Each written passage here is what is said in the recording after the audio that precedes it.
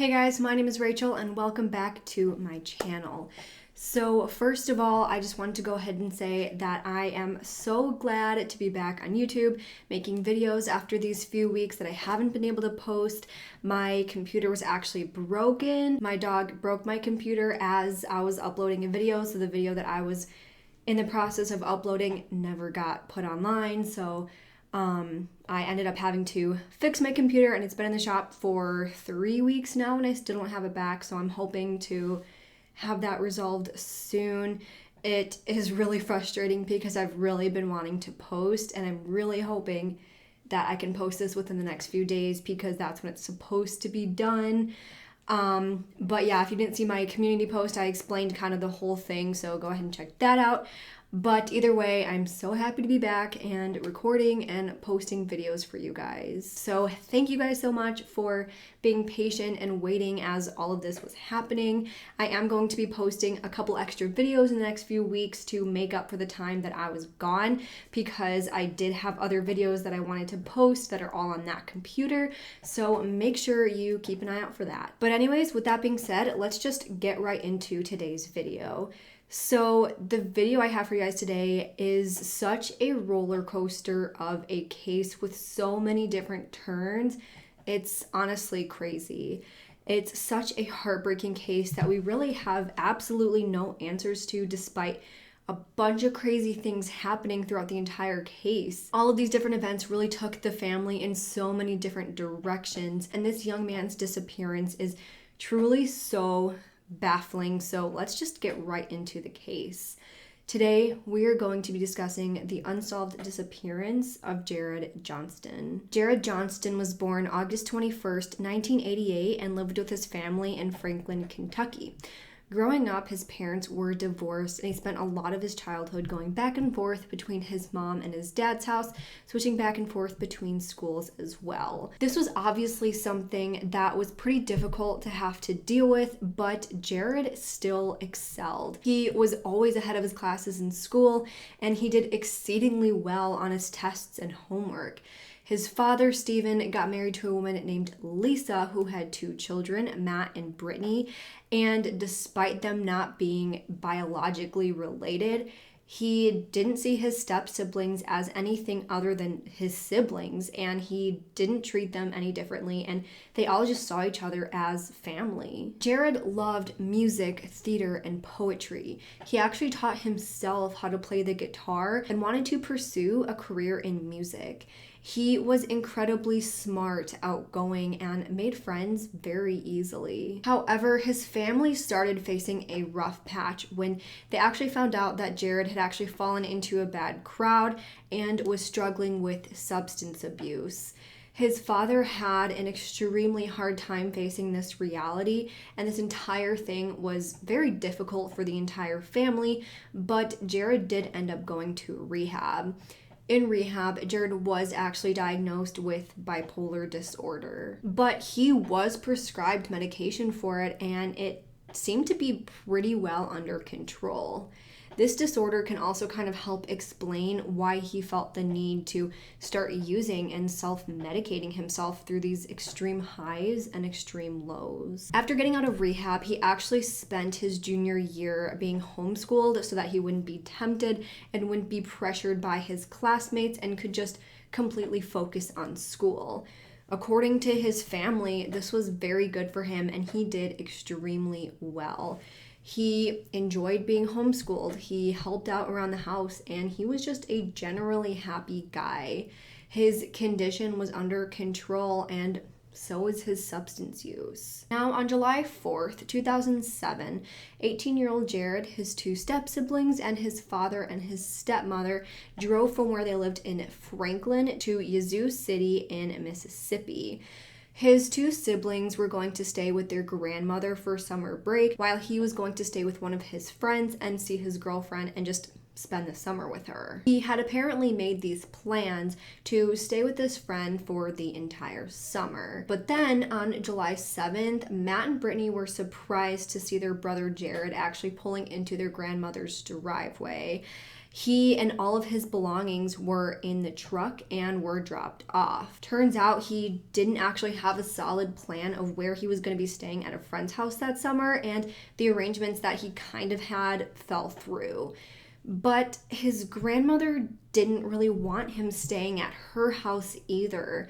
She had actually just gotten hip surgery and was in a lot of pain, and she was prescribed pain medication, but Jarrod actually did have a history of taking her pain meds, and this was all just too much for her to have to deal with, to constantly be counting her pain meds, making sure they were all there, and keeping an eye on Jarrod to make sure he wasn't taking them. It's unfortunate, but she told him that he could stay there for a few days. That was fine, but he could not stay there full time because, again, it was just too much for her to have to deal with. At this point, he seemed to be feeling pretty unwanted, so he just decided to leave. So at around 3 p.m. that day, he grabbed all of his stuff and just walked out of the front door. His sister did chase him and said, just tell mom that the plans have changed and that you need to come home. But he said no, that he could take care of himself and not to worry about him. And he just left, walked down the dirt road by himself, carrying his duffel bag, his backpack, and his guitar and his black carrying case. This was the very last time that anyone had seen Jarrod ever since. His grandmother called his stepmom soon after Jarrod left to let her know what happened, and honestly, they really didn't know what to do.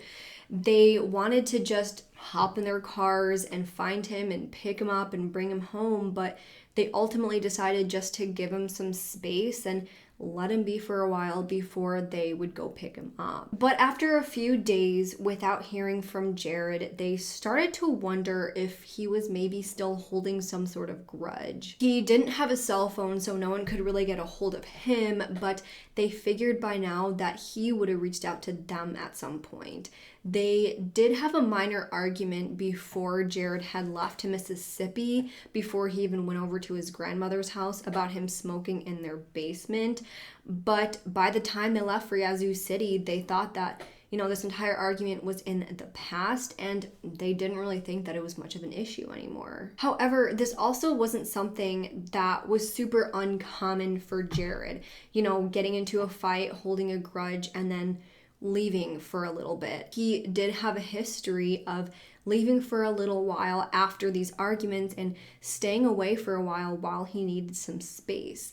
After all, Jarrod was supposed to be staying with his girlfriend anyways, so that's probably where he was. He probably just didn't want to call his family, didn't want to talk to them after this fight, and just needed some space and was just spending time with his girlfriend. By the beginning of August, Jarrod still hadn't reached out to anyone, but they actually did receive a letter in the mail with some pretty good news.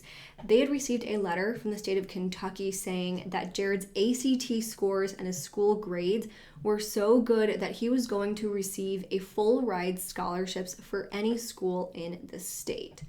Of course, his parents wanted to share the news with him, and the first thing that they did was call his girlfriend Casey, who lived in Yazoo County. However, after reaching out to Casey to share the good news, Casey told them that she didn't even know that Jarrod was in Yazoo County. He never mentioned it to her whatsoever, and she hadn't seen him, which was strange because, obviously she was his girlfriend, but it was even more strange because Jarrod had actually forgotten his wallet at Casey's house when he had visited her in the months prior, so he needed to come back and get his wallet, but he never did. So he was just walking around without his wallet, with no ID, with nothing, and she didn't even know that he was in town. So it was at this point that Steve and Lisa knew that there had to be something terribly wrong.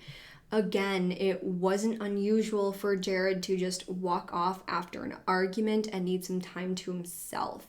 However, he hadn't been seen or heard from in weeks and didn't even stop to see his girlfriend, which was incredibly unusual.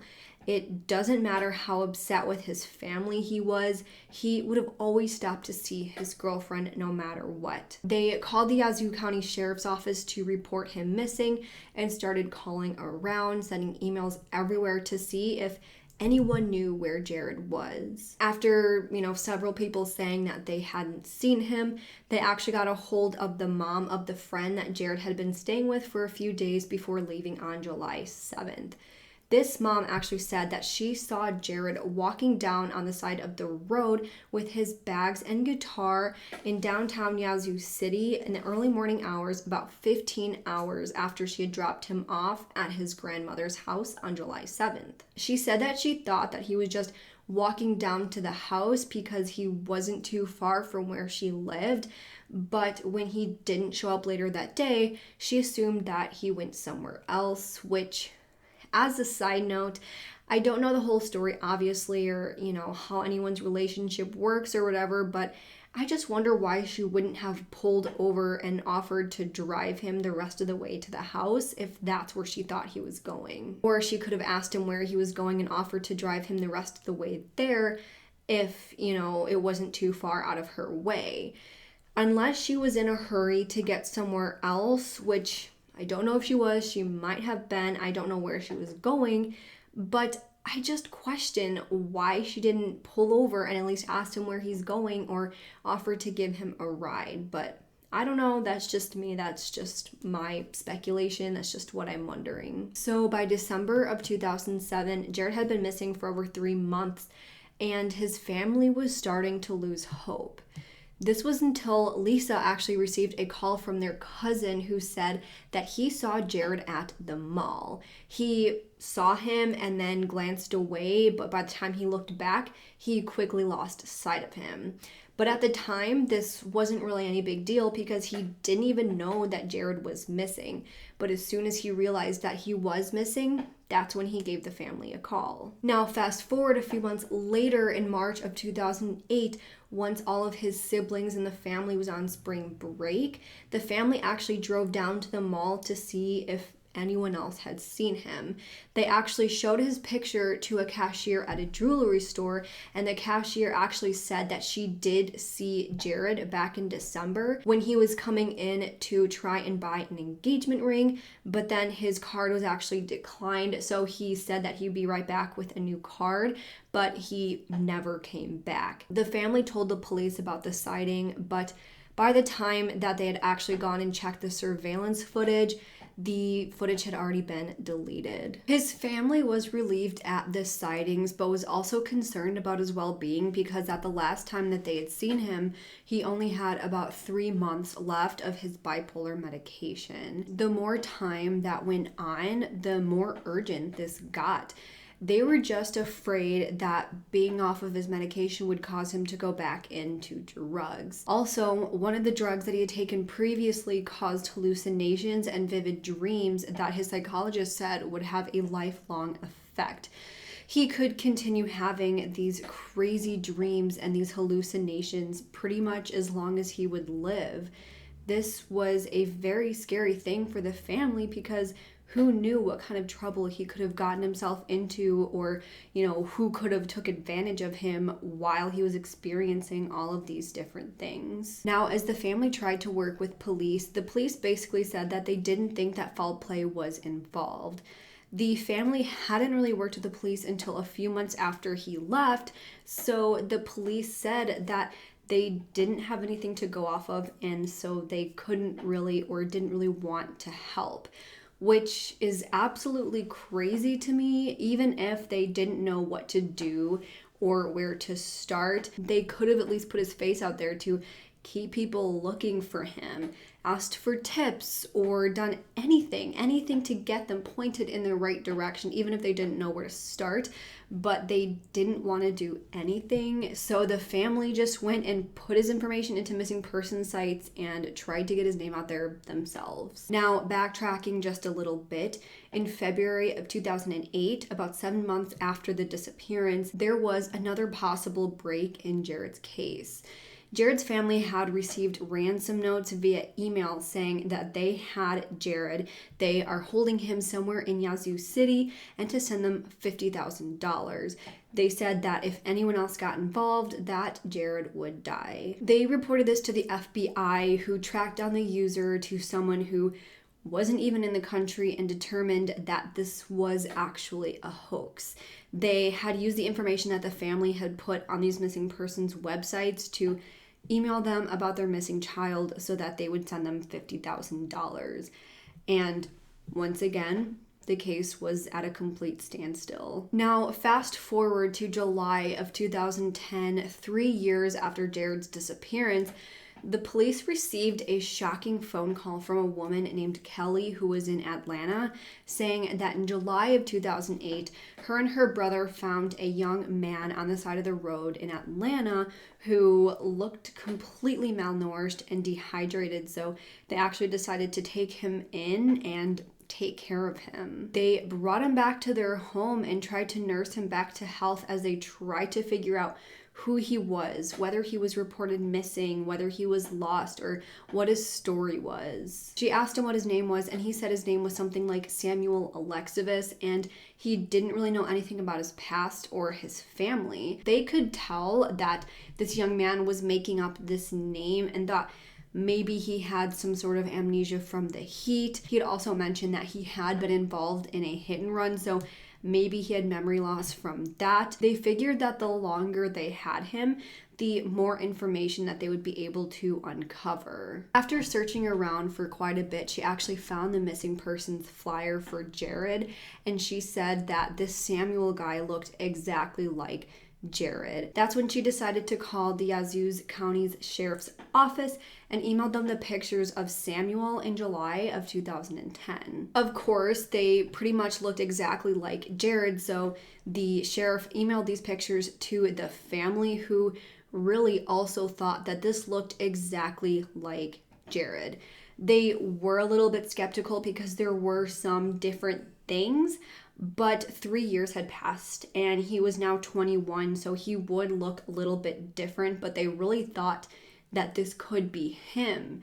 It did look like his nose was broken, but the rest of his features looked exactly like him. And, again, he was involved in a hit and run, so it's very possible that his face could have gotten, just a little bit beat up. After seeing these photos and telling the sheriff that they thought it really could be Jarrod, they put the family in contact with Kelly. Kelly told the family about Samuel's love for music, how he played guitar. She told them about his mannerisms and how he remembered these random childhood memories like making canned tomatoes with his mother, and everything just matched Jarrod so perfectly that there's no way it possibly could have been anybody else. However, it turns out that Kelly had only been taking care of Samuel for about 7 to 8 weeks, and she didn't know where he was either.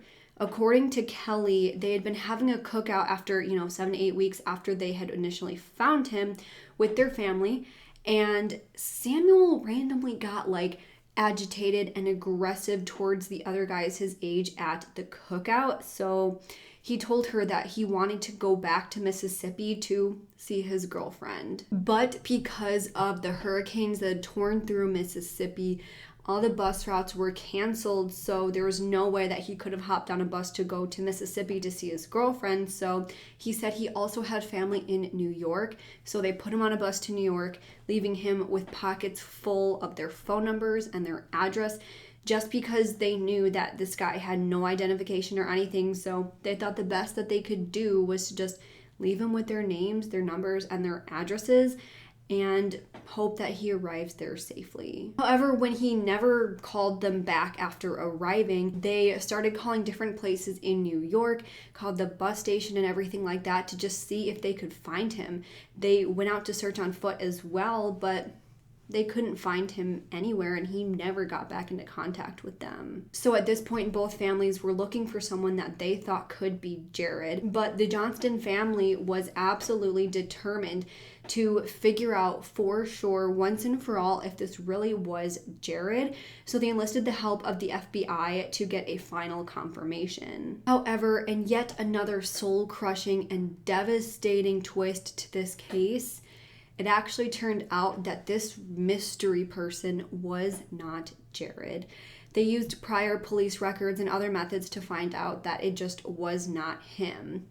They were devastated once again, and after a complete roller coaster, they were once again at square one. It was absolutely heartbreaking. So at this point, they are still desperately searching for Jarrod.